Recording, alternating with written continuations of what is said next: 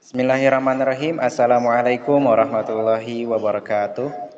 Alhamdulillahirabbil alamin wa bihi nasta'inu ala umuri dunya waddin. Wassalatu wassalamu ala asrofil anbiya'i wal mursalin sayyidina Muhammadin wa ala alihi washabihi ajmain, amma ba'du. Pertama-tama marilah kita panjatkan puji syukur kehadirat Allah Subhanahu wa taala yang mana atas berkat rahmatnya kita bisa berkumpul untuk melakukan presentasi pada kesempatan kali ini. Salawat beserta salam marilah kita panjatkan kepada junjungan kita yakni Nabi Muhammad SAW, kepada keluarganya, kepada para sahabatnya, tabi'in tabiatnya, dan sampai kepada kita selaku umatnya. Amin ya Allah ya Rabbal alamin. Yang terhormat dosen pengampu mata kuliah Pasar Modal Syariah Bapak Trisna Wijaya SEI MESY, yang kami banggakan kepada seluruh teman-teman kelas A yang kami banggakan. Sebelumnya perkenalkan saya Asyaf Syarif Ismail yang akan menjadi moderator pada presentasi kali ini. Untuk sebelum menginjak pada pematerian, izinkan saya untuk memperkenalkan anggota kelompok dari kelompok 5. Yang pertama ada saya sendiri, Asyaf Syarif Ismail dengan NPM 211002062. Yang kedua ada Muhammad Indra Raditya dengan NPM 211020069. Dan yang ketiga ada Agung Bagja Anugrah dengan NPM 211002082.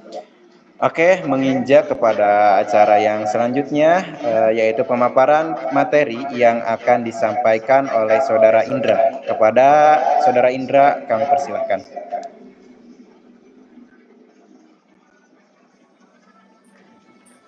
Baik, sebelumnya terima kasih pada izin untuk mempresentasikan untuk materi yang pertama, yaitu sejarah pasar modal di Indonesia. Untuk sejarah pasar modal di Indonesia ini dimulai sejak beberapa ratus tahun yang lalu, khususnya itu setelah Indonesia mengalami kemerdekaan.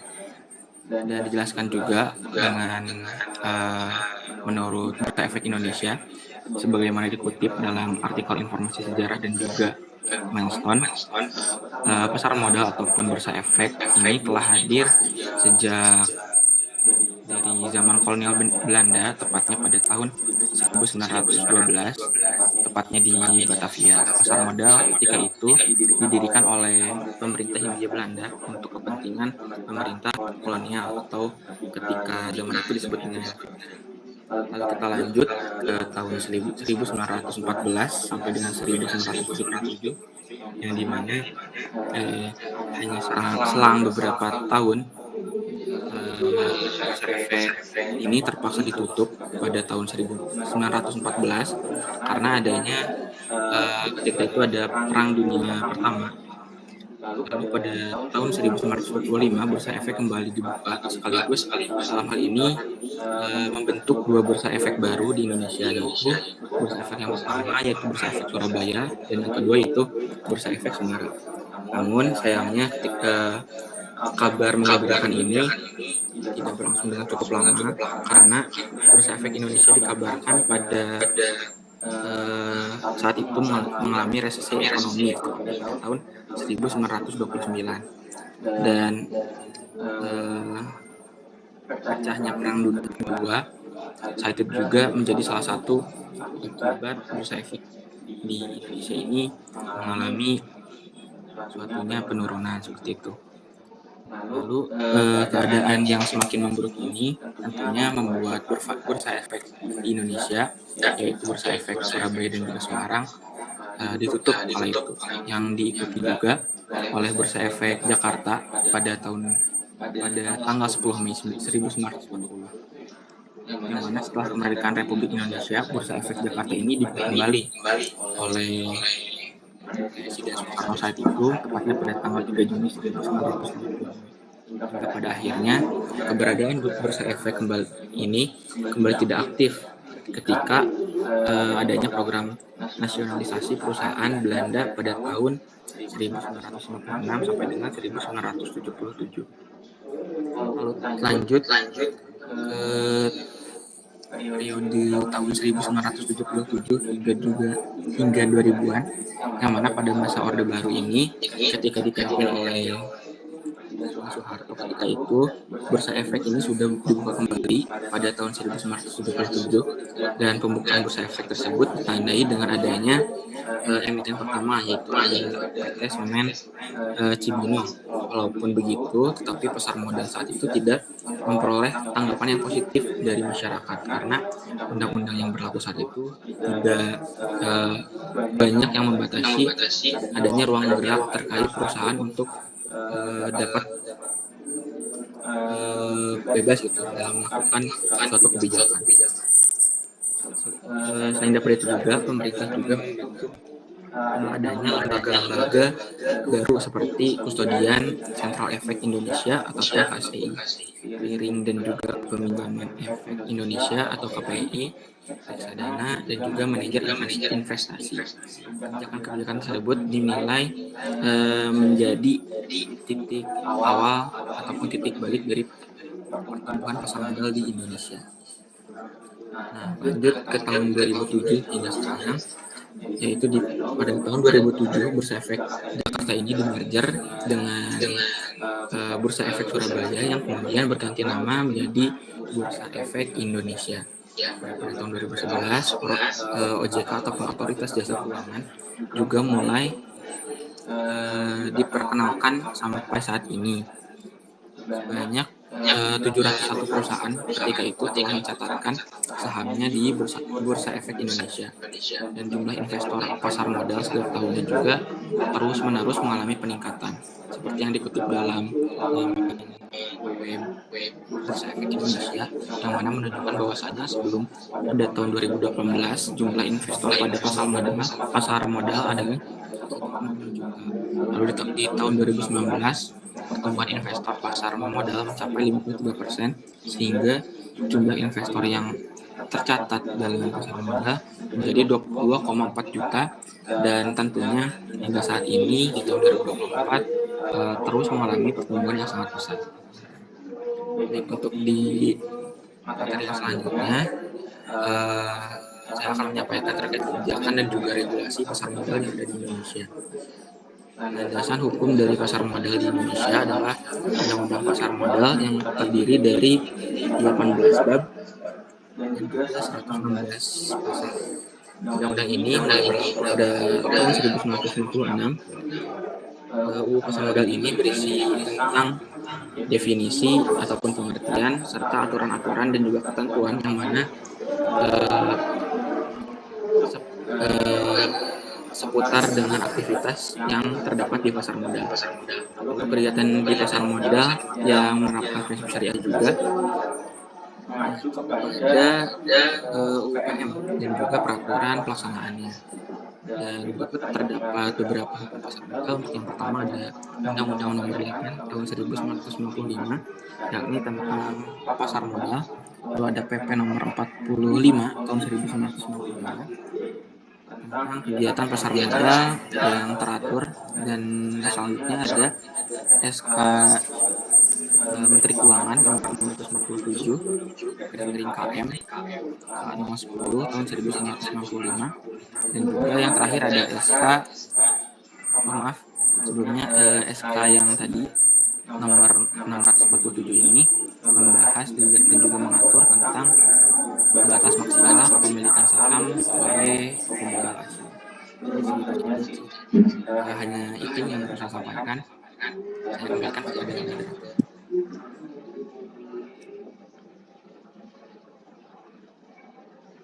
Terima kasih kepada saudara Indra yang telah memaparkan materinya. Dilanjut kepada pemateri yang selanjutnya yang akan disampaikan oleh saudara Agung Bagja Anugrah. Kepadanya kami persilakan. Baik, terima kasih kepada moderator yang telah persilakan saya untuk menyampaikan materi yang selanjutnya. Materi yang selanjutnya yaitu terkait strategi pengembangan pasar modal di Indonesia. Pemerintah Indonesia harus atau mungkin telah melaksanakan terkait pengembangan strategi untuk meningkatkan pasar modal di Indonesia. Strategi ini bertujuan untuk meningkatkan akses pasar modal, meningkatkan literasi keuangan, dan meningkatkan sinergi antara pemangku kepentingan. Mungkin masuk ke strategi yang pertama, yaitu ada peningkatan inovasi dan pemanfaatan teknologi digital. Pemerintah Indonesia harus mengembangkan strategi untuk mengembangkan strategi sebagai upaya peningkatan inovasi dan pemanfaatan teknologi digital dalam layanan kepada para investor di pasar modal. Penggunaan platform digital juga diharapkan bisa mempermudah akses pasar modal dan menarik minat masyarakat, khususnya generasi muda dan milenial, untuk berinvestasi. Dengan demikian, pasar modal dapat menjadi lebih inklusif, jadi semua elemen terlibat itu, dan menarik bagi investor lokal maupun asing. Yang kedua, yaitu strategi pengoptimalan dan pengembangan potensi pembiayaan. Pemerintah Indonesia juga harus mengembangkan strategi untuk meningkatkan potensi pembiayaan melalui pasar modal dengan peningkatan literasi kepada masyarakat. Bursa efek tidak hanya untuk korporasi besar, tapi juga rumah pendanaan bagi usaha dan menengah atau UKM, sehingga peningkatan edukasi dan literasi kepada masyarakat bisa dianggap sebagai agenda kerja yang penting untuk meningkatkan pemahaman investasi dan kemampuan investor dalam pengambilan keputusan investasi. Yang ketiga, ada strategi memperluas jejaring dan sinergi pemangku kepentingan. Perluasan jejaring dan sinergi pemangku kepentingan harus dilakukan pemerintah Indonesia.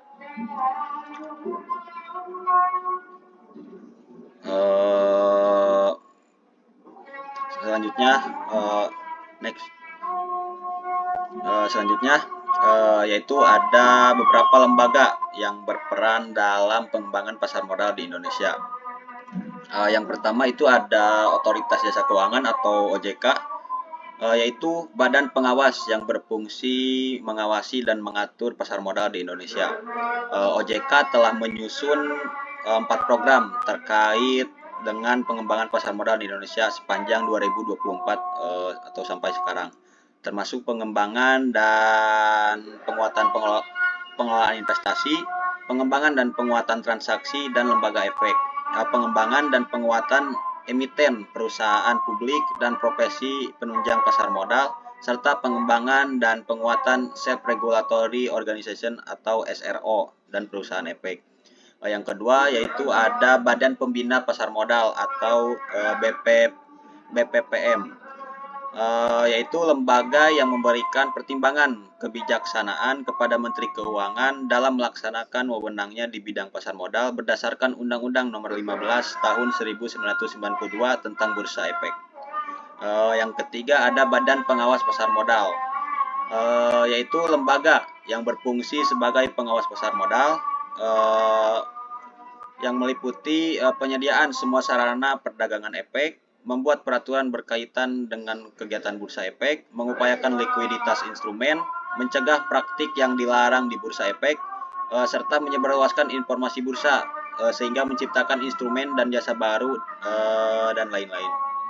Yang ketiga ada Bank Indonesia. Bank Indonesia yaitu lembaga bank sentral yang berperan dalam pengembangan pasar modal. Bank Indonesia juga bisa disebut sebagai penasihat dalam Perserikatan Perdagangan Uang dan Efek-efek atau PPUE yang terdiri dari 3 bank negara dan beberapa maklar efek lainnya. Yang kelima yaitu ada Perserikatan Perdagangan Uang dan Efek-efek atau PPUE, yaitu organisasi yang terdiri dari 3 bank negara dan beberapa maklar efek lainnya yang berfungsi sebagai penyelenggara pasar modal Indonesia. Yang keenam ada Bank Industri Negara, yaitu lembaga yang berperan atau bank yang berperan dalam pengembangan pasar modal dengan mengeluarkan obligasi untuk membiayai proyek-proyek yang ada. Yang ketujuh ada Menteri Keuangan. Menteri Keuangan yaitu pejabat yang berperan dalam pengembangan pasar modal dengan memberikan kebijaksanaan dan mengawasi kegiatan pasar modal. Yang kedelapan ada Bursa Efek Indonesia atau BEI, yaitu fungsinya sebagai tempat perdagangan efek di Indonesia. Bursa Efek Indonesia juga telah mengalami perkembangan yang cukup pesat sejak didirikan pada tahun 1912 dan terus meningkatkan aktivitasnya hingga sekarang. Yang terakhir ada perusahaan efek. Perusahaan efek yaitu lembaga yang berfungsi sebagai penjamin emisi efek, perantara perdagangan efek, dan manajer investasi. Perusahaan efek juga berperan penting dalam pengembangan pasar modal dengan menawarkan berbagai jasa dan produk keuangan. Mungkin sekian penyampaian materi yang saya bisa sampaikan. Saya kembalikan ke moderator. Terima kasih kepada Saudara Agung telah memaparkan materinya. Untuk materi yang terakhir akan disampaikan oleh saya sendiri. Yang terakhir adalah faktor yang mempengaruhi pasar modal di Indonesia. Ada beberapa faktor yang dapat mempengaruhi pasar modal di Indonesia. Hal ini dapat dilihat dari adanya peluang dan tantangan yang akan dihadapi oleh pasar modal syariah saat ini. Untuk peluang pada pasar modal di Indonesia, yaitu untuk untuk meningkatkan kinerja pasar modal di Indonesia secara dengan para pemangku kebijakan sudah seharusnya memanfaatkan peluang yang ada pada perekonomian Indonesia. Salah satu peluang yang perlu dimanfaatkan oleh para pemangku kebijakan pasar modal adalah meningkatnya golongan kelas menengah di Indonesia. Pertumbuhan populasi kelas menengah di Indonesia relatif tinggi. Tercatat pada tahun 2023 ada 81 juta penduduk Indonesia yang termasuk kelas menengah. Hal ini bisa dilihat sebanyak 37,7% dari total penduduk. Pada tahun 2012 jumlah populasi kelas menengah di Indonesia mencapai 134 juta penduduk atau sekitar 56,5% dari total penduduk.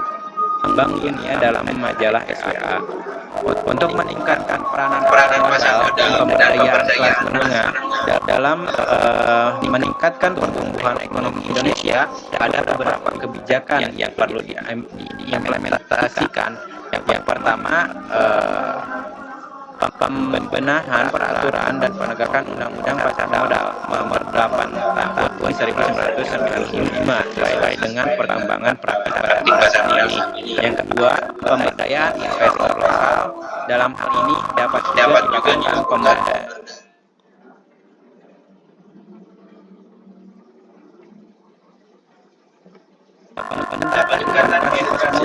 pada perusahaan-perusahaan. Dan yang terakhir adalah pemberian insentif bagi perusahaan go public. Next.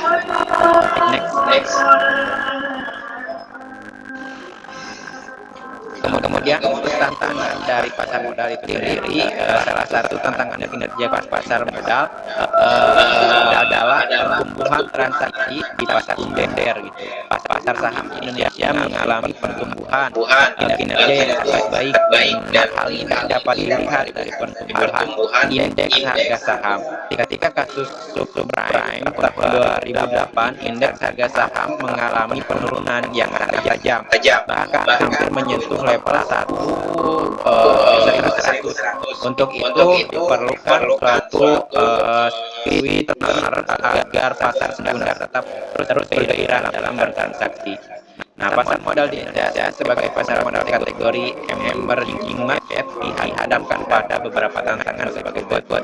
Yang pertama, ada masih minimnya investor domestik. Yang kedua,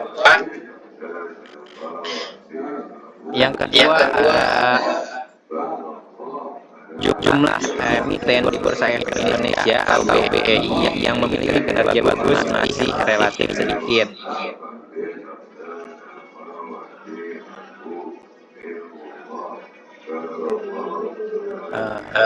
Kemudian yang ketiga ada produk investasi pasar modal masih terbatas. Tantangan yang ada salah satunya diversifikasi produk investasi. Investasi saham dan SBN saat ini masih mendominasi, masih terdapat obligasi korporasi, alternatif investasi seperti derivatif juga masih terbatas. Kemudian untuk yang terakhir ada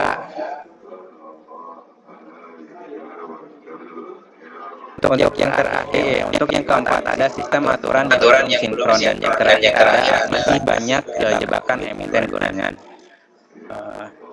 Sesi pemaparan materi dari kelompok 5 telah selesai. Menginjak kepada cara yang selanjutnya, yaitu sesi tanya jawab yang akan nanti dilakukan pada pertemuan kepada yang ingin bertanya. Mungkin dipersilakan. Sesi tanya jawab telah selesai.